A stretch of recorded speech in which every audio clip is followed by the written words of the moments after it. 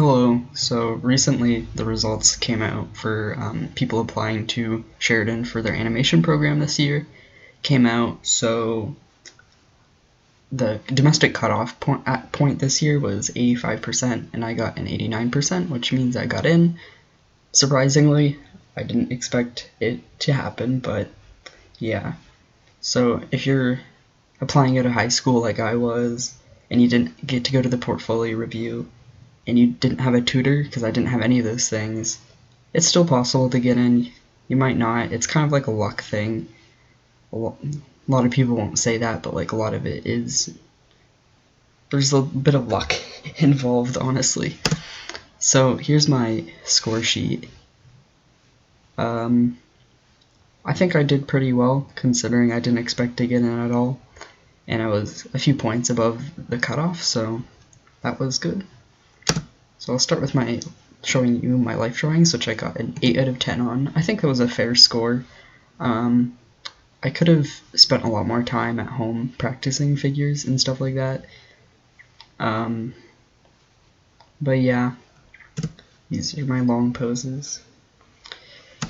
So I also got an 8 out of 10 on my hand drawings.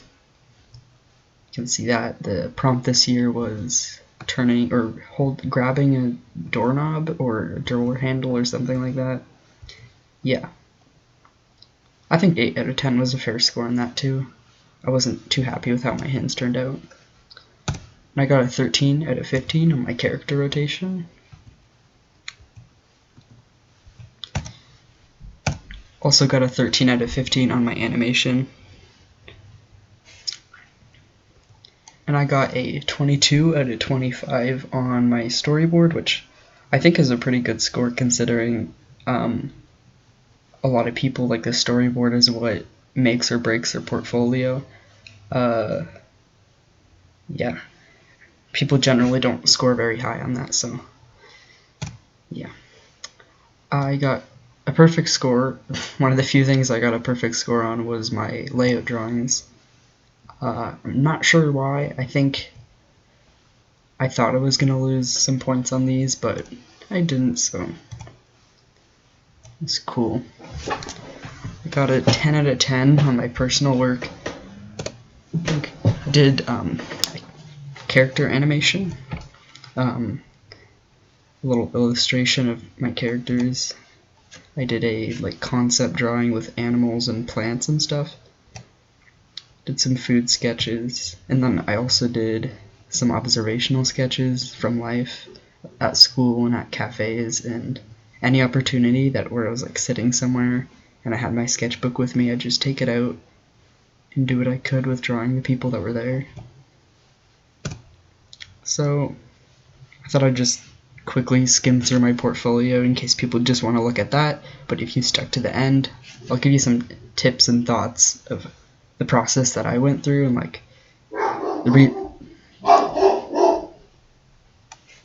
sorry, my dog was barking. Yeah, so I'll start with the figure drawing.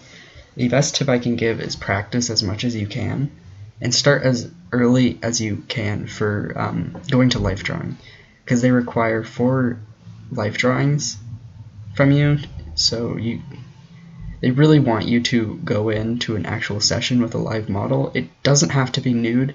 They don't mind, I don't think, if you have...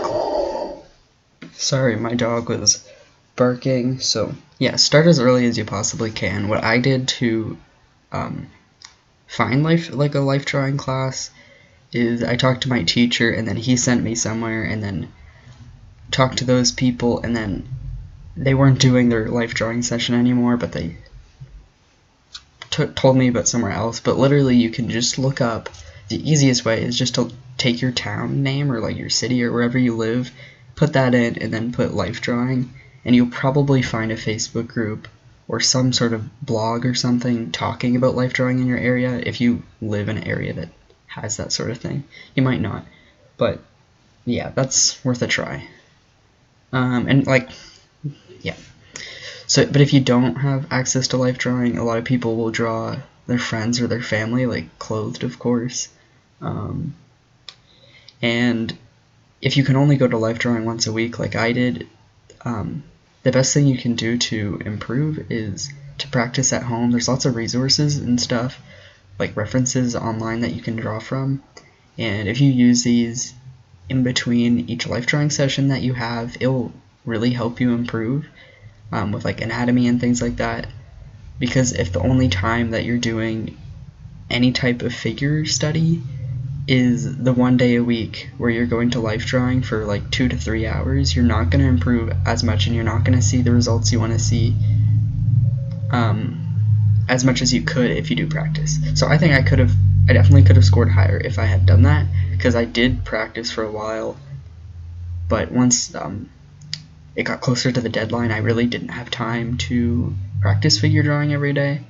That's something I would have tried to fit more time in, so I could have scored higher, but I got in, so it's fine. Another thing is that's really just about practice is the hand drawing. You should practice hands well before the portfolio comes around. Like, you can do this before even the requirements come out. Just practice the bones of the hands, the structures, and all that. Just take a bunch of references, and the way I pretty much learned to draw hands was just doing quick sketches of them a lot. Yeah, I could have definitely made these a bit better if I had practiced hands more, but I did what I could with the time that I had. You should also do them early, because this pretty much goes for anything. You should try to start as early as you can, because then you'll have more time to improve and see what changes you have to make in order to make your hands as good as they can. So next up was the character rotation.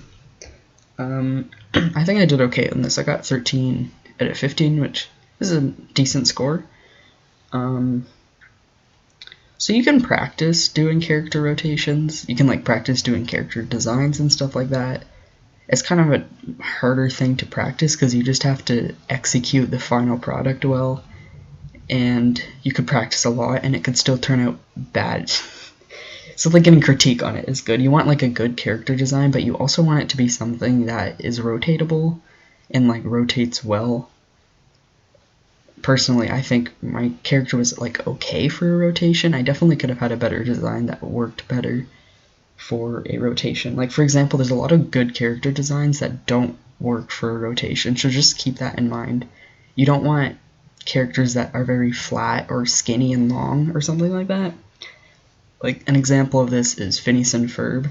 Pretty much all the characters on that show are pretty decent designs. Like, they're good character designs, but you wouldn't want to do something like that for a character rotation, because you're being tested for your ability to design a character, but also the rotation.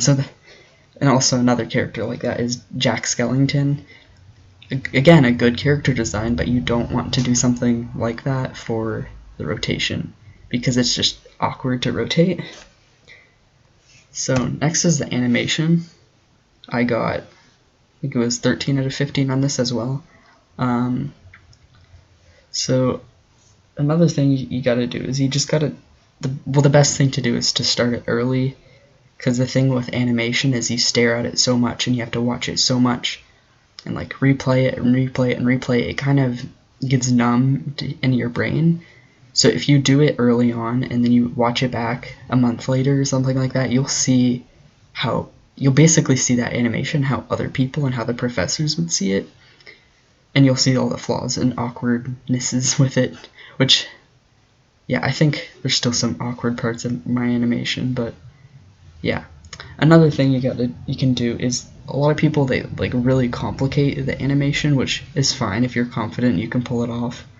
But just doing something simple is okay too, because, again, a really important thing and something that they grade for is clarity. And if it's not clear what's happening with your animation, that might not be good. You might lose a lot more points than just 2 for that. But yeah, if you feel confident you can do something really impressive, then I think you should go ahead and do that. But yeah, only if you think you can execute it well.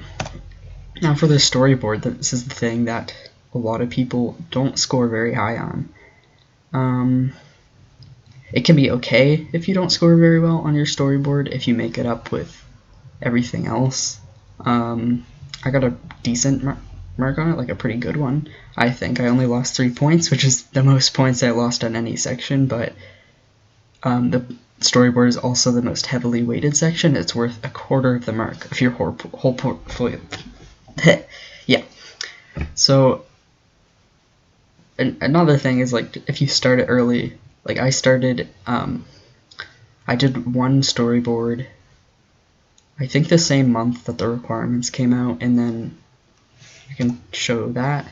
I did many attempts at the storyboard and kind of failed at most of them, but it really helped me learn how to draw the possum and do different expressions and really understand what I could improve with each one. I also got critique from people. On the third one, I got a critique from, I think, a graduate. I can't remember if she was a current student or a graduate, but yeah, someone helped me with that and said what was good about it and then what should be changed. So that's what I did with the final attempt that you can see here. It's the same concept as the one before, but I really pushed the exaggeration, or I tried to anyway, and I scored pretty well on that.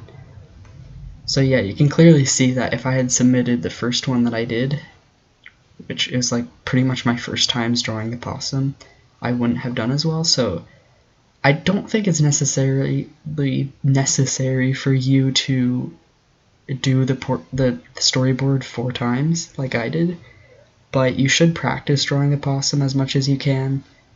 You should try to exaggerate expressions as much as you can, like practice doing that.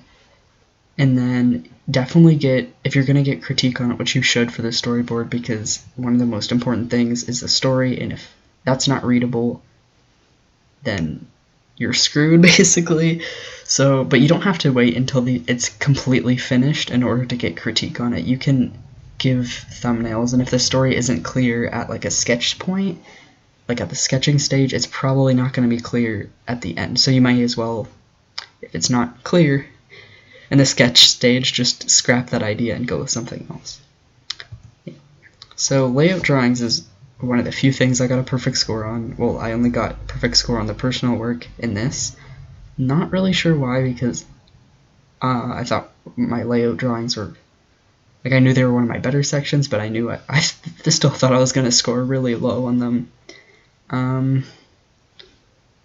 A few things that are important are to don't shade them. Like a lot of people, I've seen them do really nice ones, but shading will probably hurt your mark because it's just supposed to be a line drawing. They don't want to see different values as much. Some people they'll do like flat tones. That might be okay. I'm not sure. I didn't do that. So, and it worked fine for me. So it's not something that you have to do. Having the objects that are closer to like the quote-unquote camera, have like those lens be darker will help. I probably could have pushed that a bit more, but some kind of story is good. Like they ask for characters, so having your characters look like they fit in the setting is important, I guess.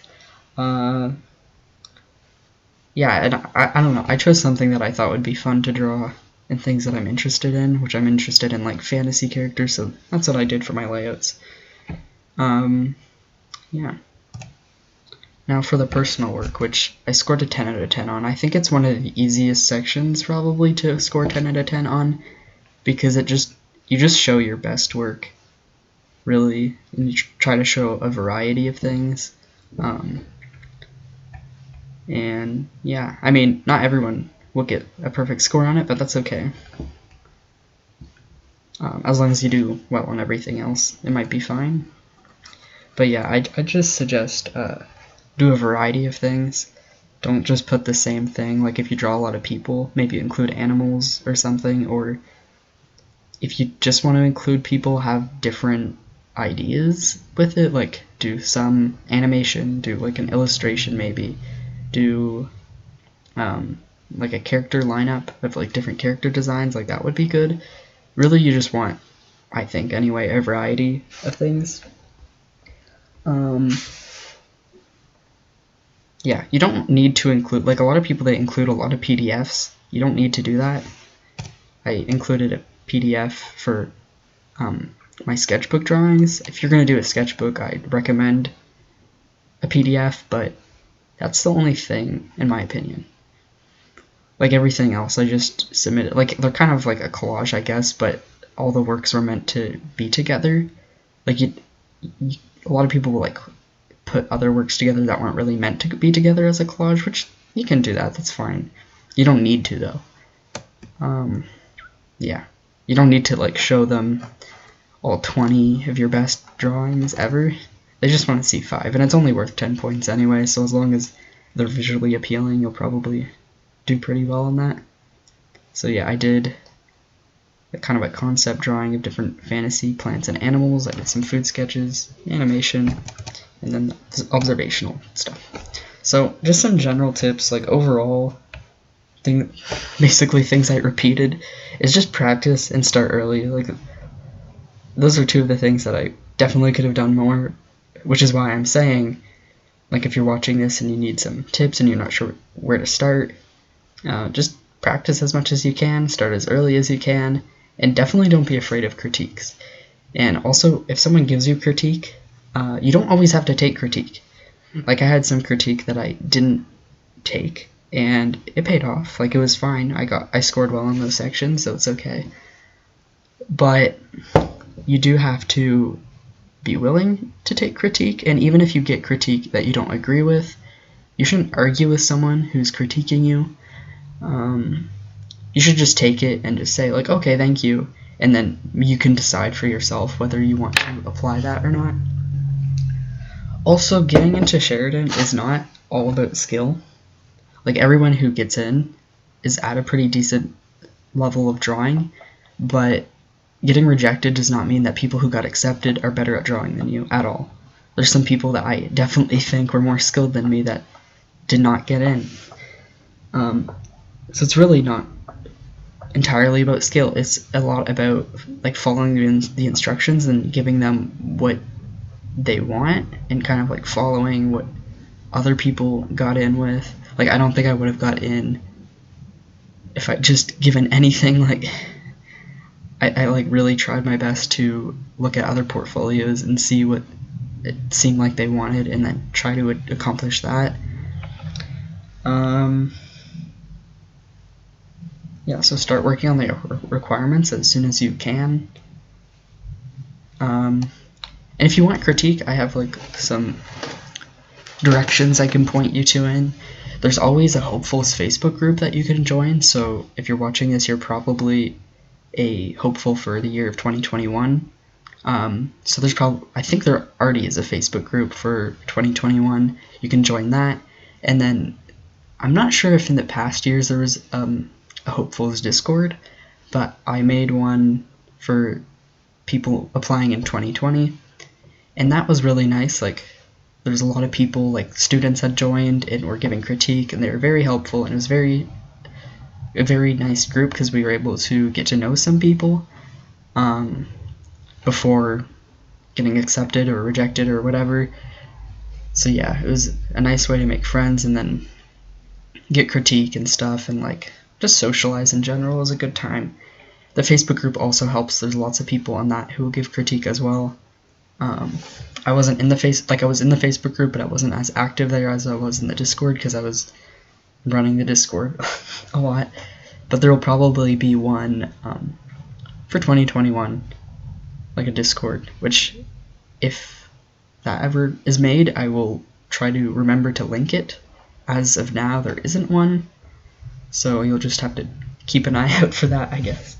Another thing mostly for helping with life drawing and the hand drawings is you can go to Proco. Proco has so many tutorials that will be very helpful, and just following those tutorials and doing some of the assignments and like just practicing drawing in general will definitely help you improve overall.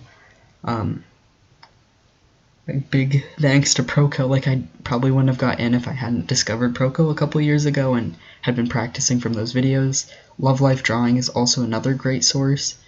It's like specifically for life drawing, but there's so many tips and so many like videos that are very helpful for that. And if you need to practice figure drawing or life drawing or all that, you can go to Croquis Cafe. You can watch the videos and just, because they have videos where it's basically like a fake life drawing class. You can watch them through as they are. What I like to do, honestly, is like I just pause it at the pose and then draw it at my own pace, because I have a life drawing class that I can go to if I want to do timed poses. There's also Line of Action, which is just images. Yeah, so those are great sources for tips and like help resources and stuff, and like references. Definitely recommend checking that out. Yeah. So if you have any questions, I guess you can ask me. I might answer them if I see them, or if I like know the answers, I can help with that. But yeah, thank you for watching, and good luck if you're applying next year.